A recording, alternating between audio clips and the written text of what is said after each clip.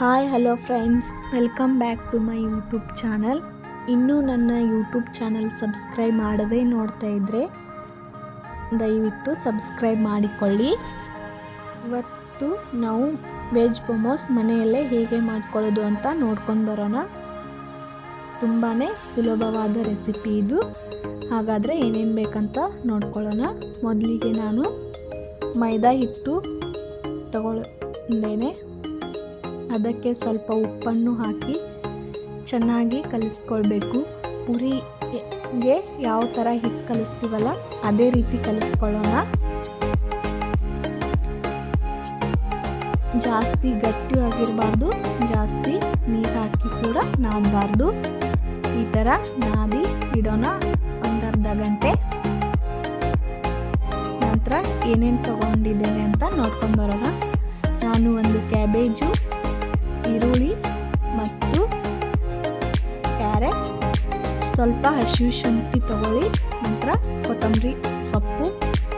ಮೊದಲಿಗೆ ಕೊಬ್ಬರಿ ಹೆರಿಸ್ತೀವಲ್ಲ ಅದರಲ್ಲಿ ಈ ಥರ ಕ್ಯಾಬೇಜನ್ನು ತುರಿದುಕೊಳ್ಬೇಕು. ನಂತರ ಕ್ಯಾರೆಟ್ನು ಇದ್ರ ಜೊತೆನೆ ಸೇರಿಸಿಕೊಳ್ಳೋಣ. ನಿಮಗೆ ಇನ್ನೂ ಬೇರೆ ಸಾಮಗ್ರಿಗಳು ಹಾಕಬೇಕೆನಿಸಿದರೆ ಹಾಕ್ಕೊಳ್ಬೋದು. Capsicum, beans. ನಾನಿಲ್ಲಿ ಕ್ಯಾರೆಟ್ ಮತ್ತು ಕ್ಯಾಬೇಜ್ ಮಾತ್ರ ಹಾಕ್ತಾಯಿದ್ದೇನೆ. ಸ್ವಲ್ಪ ಉಪ್ಪು ಹಾಕಿ ಈ ಥರ ಅದರಲ್ಲಿ ನೀರಿನ ಅಂಶವನ್ನು ಎಲ್ಲ ತೆಗಿಬೇಕು.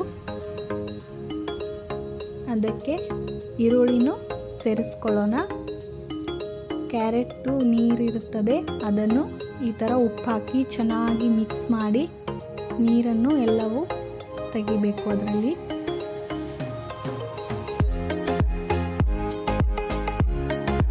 ಬೇಕಂದರೆ ನೀವು ಫ್ರೈ ಕೂಡ ಮಾಡ್ಕೊಳ್ಬೋದು. ನಾನು ಇಲ್ಲಿ ಫ್ರೈ ಮಾಡ್ತಾ ಇಲ್ಲ, ಹಾಗೆ ಮಾಡ್ತಾ ಇದ್ದೇನೆ. 1 ಗ್ಲಾಸ್ ನೀರು ಸೇರಿಸಿ ಚೆನ್ನಾಗಿ ವಾಸನೆ ಹೋಗೋವರೆಗೂ ಈ ಥರ ಮಾಡಿ ಲಾಸ್ಟಿಗೆ ಚೆನ್ನಾಗಿ ಅದನ್ನು ಮಿಕ್ಸ್ ಮಾಡಿ ಈ ಥರ ನೀರನ್ನು ಹಿಂಡಿ ತೆಗೆಯಬೇಕು. ನೋಡಿ ನಾನು ಯಾವ ಥರ ನೀರಿನ ಅಂಶ ತೆಗಿತಾ ಇದ್ದೀನಿ ಅಂತ. ನೀರೆಲ್ಲ ಹೋಗಬೇಕು, ಅಂದರೆ ಮೊಮೋಸ್ ಮಾಡೋಕ್ಕೆ ತುಂಬ ಚೆನ್ನಾಗಿ ಬರುತ್ತವೆ.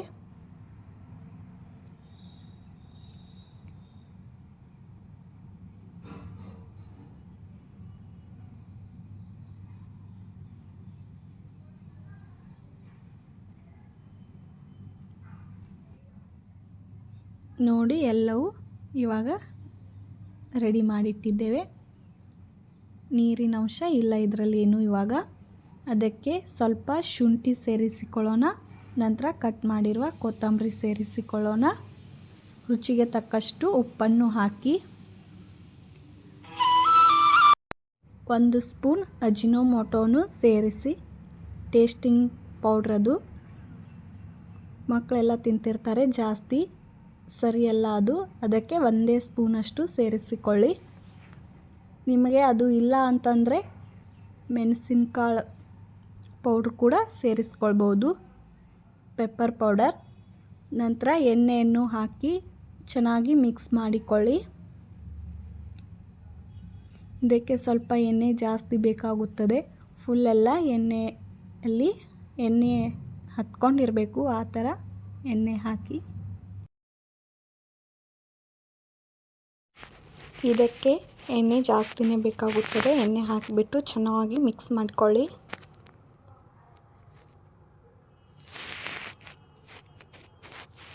ನಂತರ ಮೊದಲಿಗೆ ನಾವು ಮೈದಾ ಹಿಟ್ಟು ಕಲಸಿಟ್ಟಿದ್ವಲ್ಲ ಅದನ್ನೇ ಈ ಥರ ಚಿಕ್ಕ ಚಿಕ್ಕ ಉಂಡೆಗಳಾಗಿ ತಗೊಳ್ಳೋಣ.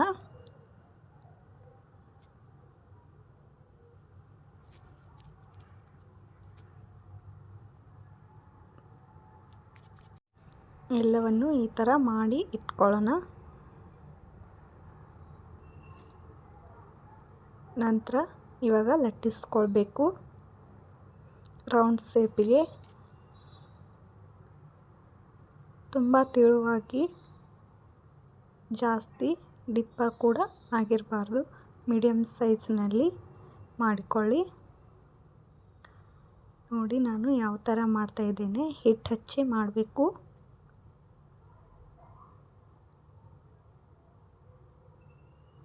ನೋಡಿ ನಾನು ಈ ಥರ ಮಾಡಿದ್ದೇನೆ.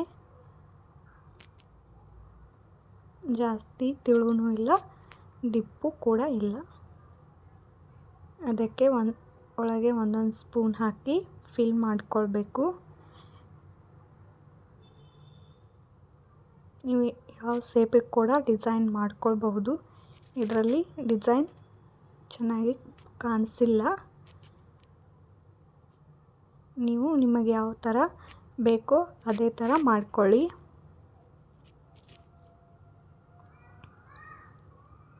ನಿಮ್ಮ ಹತ್ರ ಇಡ್ಲಿ ಪಾತ್ರೆ ಇದ್ದರೆ ಅದಕ್ಕೆ ಎಣ್ಣೆ ಹಚ್ಚಿಬಿಟ್ಟು ಬೇಯಿಸ್ಕೊಳ್ಬೋದು. ನನ್ನ ಹತ್ರ ಮೊಮೋಸ್ ಪಾತ್ರೆನೇ ಇದೆ, ಅದಕ್ಕೆ ಸ್ವಲ್ಪ ಎಣ್ಣೆ ಹಚ್ಚಿಬಿಟ್ಟು ಈ ಥರ ಮೊಮೋಸ್ ಫಿಲ್ ಮಾಡಿ ಅದರಲ್ಲಿ ಹಾಕ್ತಾಯಿದ್ದೇನೆ. ಬಹಳ ಬೇಗ ಮತ್ತು ಅಷ್ಟೇ ಸರಳವಾಗಿ ಮಾಡಿಕೊಳ್ಳುವಂಥ ರೆಸಿಪಿ ಇದು. ನಿಮಗೆ ಯಾವ ಥರ ಡಿಸೈನ್ ಬರುತ್ತೆ ಅದೇ ಥರ ಮಾಡ್ಕೊಳ್ಳಿ. ನೋಡಿ ಈ ಥರ ಶೇಪ್ ಬಂದಿದೆ. ಹೇಗಿದೆ ಅಂತ ಕಮೆಂಟ್ ಬಾಕ್ಸಲ್ಲಿ ಹೇಳಿ. ಮೊದಲಿಗೆ ಈ ಥರ ನೀರು ಕಾಯಲಿಡೋಣ. ಅದಕ್ಕೆ ಎಣ್ಣೆ ಹಚ್ಚಿಬಿಟ್ಟು ಮೊಮೋಸನ್ನು ಹಾಕಬೇಕು. ಒಂದು 5 ಮಿನಿಟ್ 5 ನಿಮಿಷ ಆದ ನಂತರ ಓಪನ್ ಮಾಡಿ ನೋಡೋಣ. ಇವಾಗ ನೋಡಿ ಫ್ರೆಂಡ್ಸ್, ಇನ್ನೂ ಸ್ವಲ್ಪ ಬೇಯಬೇಕವು. ಇನ್ನೂ 1 ನಿಮಿಷ ಇಟ್ಕೊಳ್ಳೋಣ. ಈ ಥರ ಬಂದಿದೆ ನೋಡಿ. ಹೇಗಿದೆ ಅಂತ ಕಮೆಂಟ್ ಬಾಕ್ಸಲ್ಲಿ ಕಮೆಂಟ್ ಮಾಡಿ ಹೇಳಿ. ನನ್ನ ವಿಡಿಯೋ ಇಷ್ಟವಾದರೆ ಲೈಕ್ ಮಾಡಿ, ಶೇರ್ ಮಾಡಿ, ಕಮೆಂಟ್ ಮಾಡಿ, ಸಬ್ಸ್ಕ್ರೈಬ್ ಆಗೋದನ್ನು ಮಾತ್ರ ಮರಿಬೇಡಿ. ಹೀಗೆ ನನ್ನ ವಿಡಿಯೋ ನೋಡಿ ಸಪೋರ್ಟ್ ಮಾಡಿ. ನಿಮ್ಮ ಸಪೋರ್ಟ್ ನನಗೆ ತುಂಬಾ ಮುಖ್ಯ. ಹೊಸ ವಿಡಿಯೋದೊಂದಿಗೆ ಸಿಗ್ತೀನಿ. Thank you for watching. Bye bye.